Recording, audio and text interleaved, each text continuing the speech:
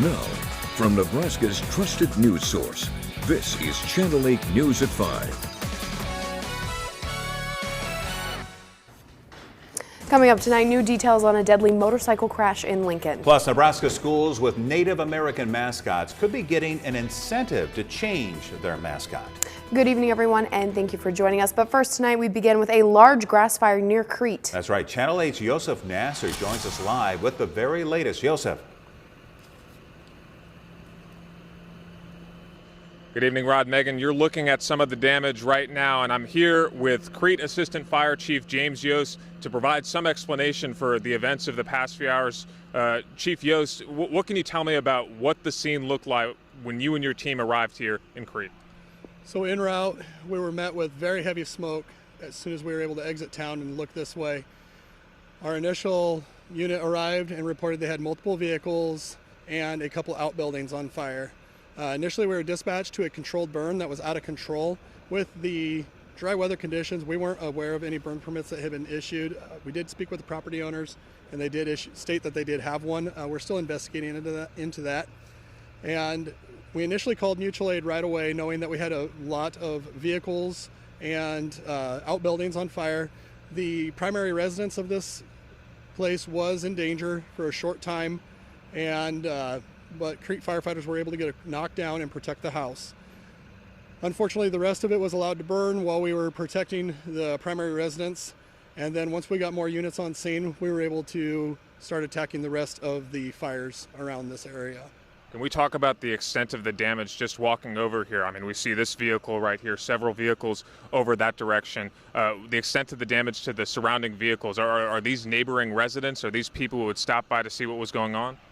So the vehicles that were destroyed, the property owner has a car business and he deals with used vehicles and parts and stuff. So a lot of these vehicles were being stored out here, and unfortunately he has lost a lot of his inventory. And just finally, there are still personnel, fire personnel moving across the scene. What are the next few hours going to look like here in Crete as you try to investigate the fire, of course, and then put out whatever blaze is left? So initially we ended up in total calling 9 departments. We had Wilbur, Dorchester, Friend, Pleasantdale, Hickman. We had Hallam and Southwest Rural dispatched as well, but we were able to turn them around after we had enough resources arrive on scene. We're downsizing the situation, and right now we have Crete, Wilbur, and Dorchester still on scene. We're going to continue to mop up hot spots and make sure that there's no chance of any flare-ups overnight. Chief Yost, thanks for taking the time to speak with us. We're going to have you covered throughout the evening on this story here in Crete. Reporting in Crete, Yosef Nasser, Channel 8 News. All right, Yosef, thank you so much. Also to Mackenzie, our photographer, who was out there earlier this afternoon. We'll talk to you at 6 o'clock and get an update on the situation. Other news now, we have new information about a motorcycle crash that left one person dead. Police have identified the people involved. LPD says 19-year-old William Schnockenberg was killed after colliding with another motorcycle near 70th and Old Cheney. Police say William then hit a curb and a fence. It all happened around 5 o'clock last night. William died at the scene, and the other motorcyclist was taken to the hospital with serious injuries. There was also a rollover crash in South Lincoln. It happened this afternoon near South 14th and Rokeby Road. One vehicle had slowed down to turn into Wilderness Park. A driver behind them told us she didn't see them and swerved. She ended up flipping and was trapped for about 10 minutes before bystanders were able to help her out. We also talked to the people in that first car that was turning. I'm still shook up. It's a beautiful day. I was going to walk in Wilderness Park. Bill was going to ride his bicycle. All of a sudden, we are hit from the back, and we see a car go flying sideways past our car. The woman whose car rolled didn't want to be on camera, but we did talk to her. She told Channel 8 that she hurt her wrist from the impact of the collision. None of the 3 victims were transported to the hospital, so good news there. 22 Nebraska schools still use Native American mascots to represent their students, athletics, and community. But a legislative bill is pushing to discontinue them altogether and even giving an incentive to make it happen. Channel 8's Alexa Skineski joins us live in studio with the details. Alexa? Yeah, that's right, Rod and Megan. The Indian Center in Lincoln has worked for generations to get rid of Native American mascots in Nebraska, and they have come a long way. Over the years, we have seen a handful of schools retire their American Indian mascots, but the work is still not over. They say to this day, those mascots are creating harmful, racist stereotypes. You know, it's really unacceptable and it's embarrassing to Nebraska that we still have 22 public schools in our state that use Native American mascots. And, you know, there are members of the tribes that say this is hurtful, and I think we need to find a way to do something about it. LB 1027, introduced by Senator Megan Hunt of Omaha, would incentivize public schools in Nebraska to discontinue the use of American Indian mascots. And for the schools that decide to make the change, they would become eligible for grant funding from the Department of Education to cover the costs associated with replacing their mascot. Each school would be eligible to apply for a grant of up to $200,000. I understand that there's a big cost that comes to public schools when you're basically changing the whole brand of the school. And there are schools that want to do this, but just simply can't afford it. And we know that schools are already stretched thin. Erin Poore, a citizen of Cherokee Nation, backs this proposed bill 100%.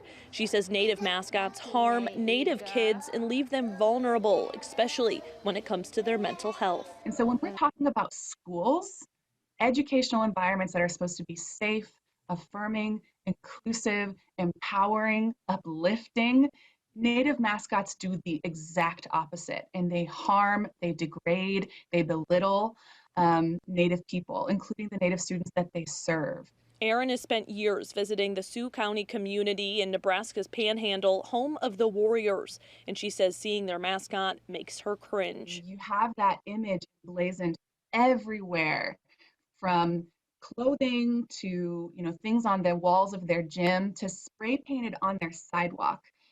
It's everywhere, and it needs to change. And she only hopes in the future Native people can finally be and feel respected by all, not only in Nebraska, but on a national level. Now, one of the 22 schools that's closest to Lincoln that still uses a Native American mascot is Bellevue East High School. I reached out to them this morning. We did not receive any comment. Rod, Megan. Alexa, thank you very much for that story tonight. Another bill is looking to fill what some are calling a gap in animal cruelty cases. Right now, if you are charged with the highest felony charge, you can still own a pet. The higher felony, which is labeled Class 3A, was created just a few years ago. If you are convicted of the lower felony, a Class 4, you cannot own an animal for 15 years. When folks have a history of just really bad animal cruelty cases, that we want to just make sure that they have kind of gotten past that, or that they're not going to do that again before we give them animals again. And so that's, I think, why we want to make sure that we're protecting the animals in Nebraska. Another bill would include the terms hit, strike, or kick to the definition of animal cruelty. We're going to have much more on these bills coming up tonight on the news at 6. Some great news today. Projected money to come in from tax revenues is much higher than anticipated. It's always good to hear that. Yeah, from state prisons to tax cuts, the governor today touched on it all and what Nebraskans should expect in the future. Channel 8's Danielle Kaiser has the numbers on just how well we're doing. Governor Pete Ricketts says Nebraska is doing well financially, especially in the agricultural and manufacturing industries. This week, the forecasting board took up our forecast for this biennium by another $775 million. And that's on top of the $900 million that we had increased in the forecast in October. So you put that all together and you've got over $1.6 billion increase in the forecast, or roughly a 16% increase in our forecast for this biennium. Nebraskan state income taxes are the highest out of the surrounding states. A big issue the state has been facing for the last few years is attracting and retaining young youth talent. Senator Linehan says lowering tax rates would help keep competitive workers. Groceries are up, gas is expensive, homes are outrageous.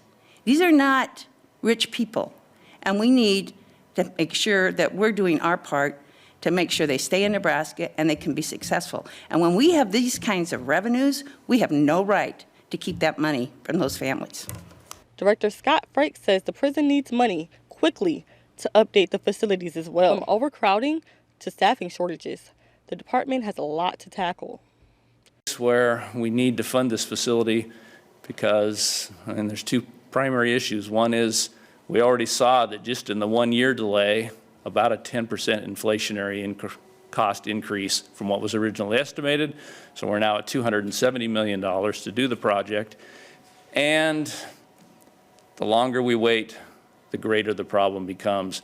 And it is never good to be trying to solve a prison problem in the middle of a crisis. Right now, Governor Ricketts is pushing senators to approve bills that lower income tax and give more money to help fix prison problems.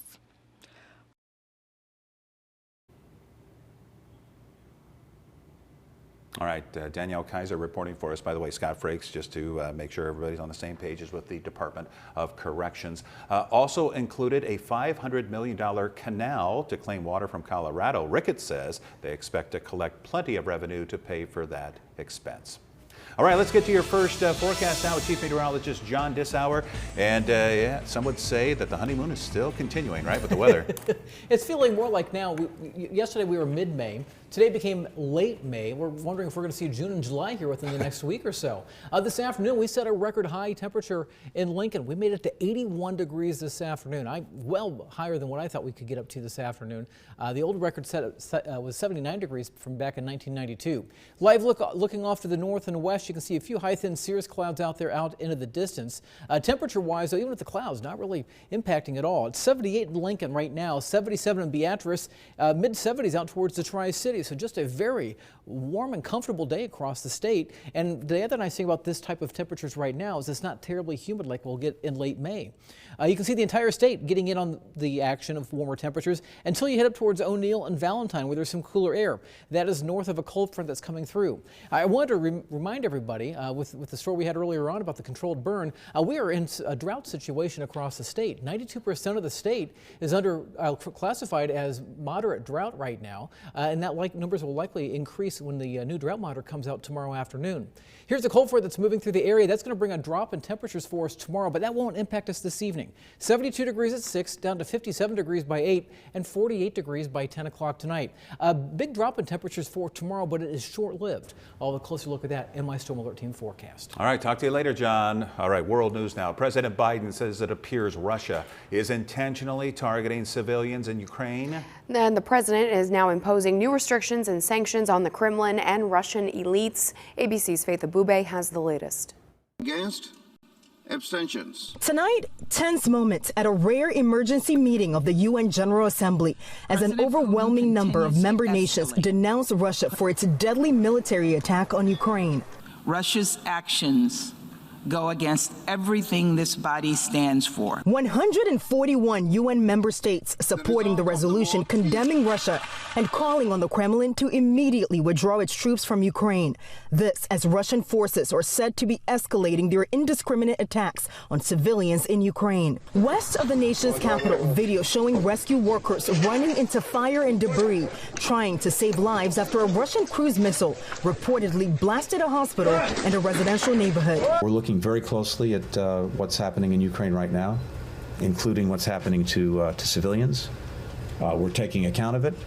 We're documenting it. The White House today unveiling new sanctions and restrictions on Russia and Belarus, including a ban on the export of Russian oil and gas extraction equipment and refining technology. The Department of Justice also announcing a new task force that'll target Russian oligarchs and their assets, many of them already facing tough restrictions from global financial institutions. The FAA also making it clear the U.S. may intercept and detain crews of any Russian aircraft that violate U.S. airspace. President Biden previewing the announcement during Tuesday's State of the Union address.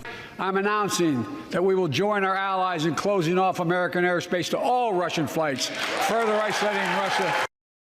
And we now know as Ukrainian forces continue fighting back against the Russian troops, the Kremlin is suffering some significant casualties as well. For the first time, the Russian Defense Ministry says almost 500 of their troops have been killed in Russia's war in Ukraine. In Washington, Faith Abube, ABC News. Still to come on the news tonight, for the first time in 27 years, Major League Baseball has canceled its opening games. The latest right after the break. Stay with us. You are not alone. It's okay to not be okay, but you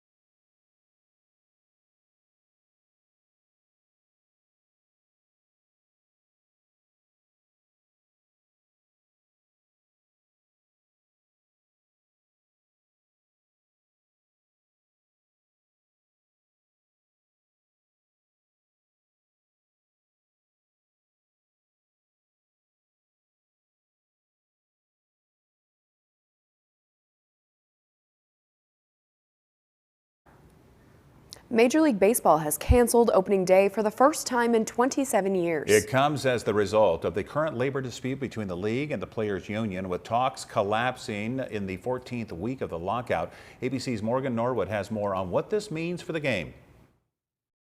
For the first time in 27 years, baseball fans will have nothing to look forward to on opening day.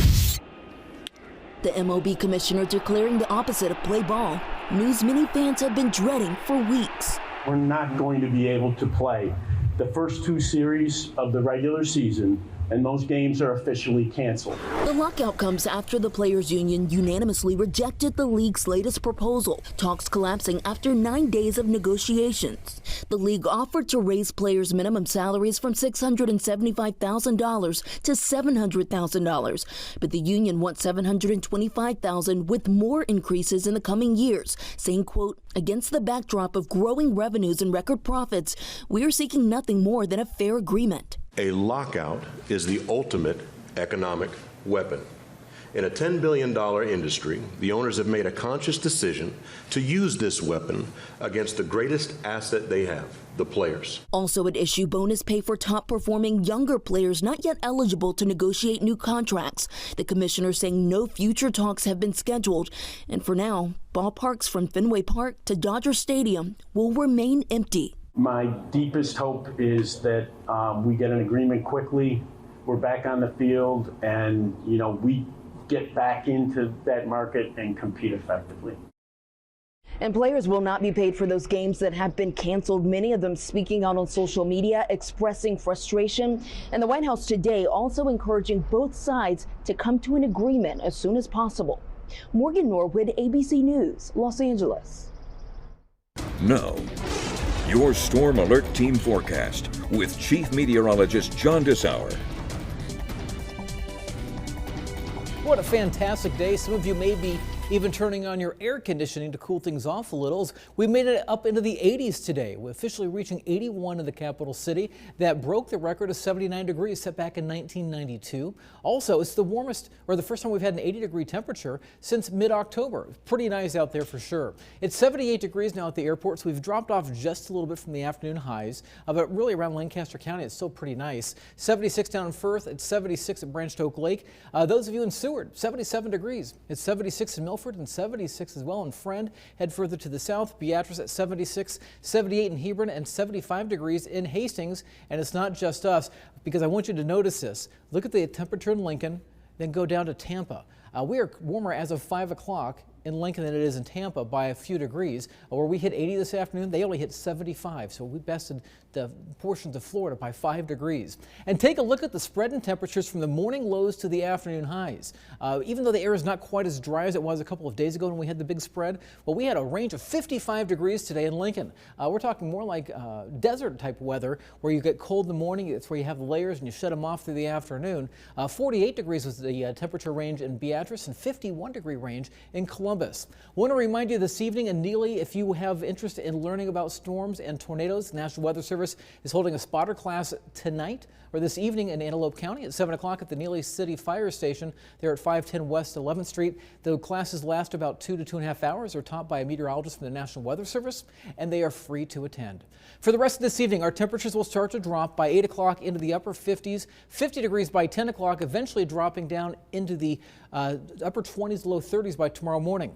A cold front is moving through the area. This is moving to the south and the west. This is going to bring some cooler air to here for tomorrow. So by morning, middle to 20s to right around 30 degrees. Through the day tomorrow with partly cloudy skies, it will be about 30 degrees cooler than this afternoon. So by noon, we're talking temperatures in the low 40s as opposed to today's upper 60s to 70 degrees.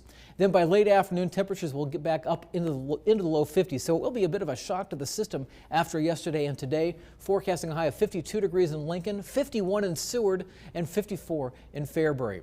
We are still watching a chance for some rain Friday night and Saturday morning. We've moved the rain chances more to Saturday morning at this point. It's not going to be a lot of rain by any means, but a few hundredths of an inch of rain out of the question. And then we'll probably see some drier weather by late morning, early afternoon. The sun breaks out. We'll see our temperatures warming and then a chance for some showers returning by Saturday evening.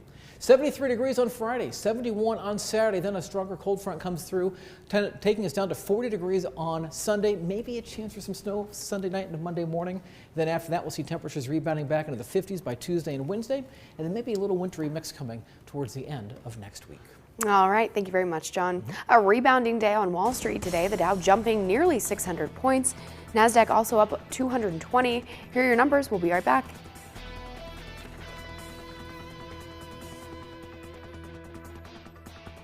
Tonight, after the powerful testimonies, get to the bottom of what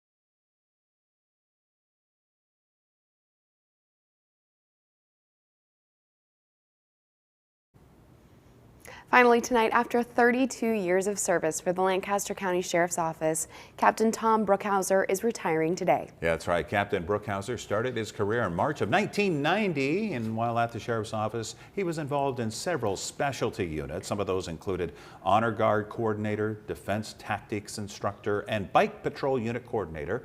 And from all of us, congratulations, Captain, and we hope you have fun in retirement.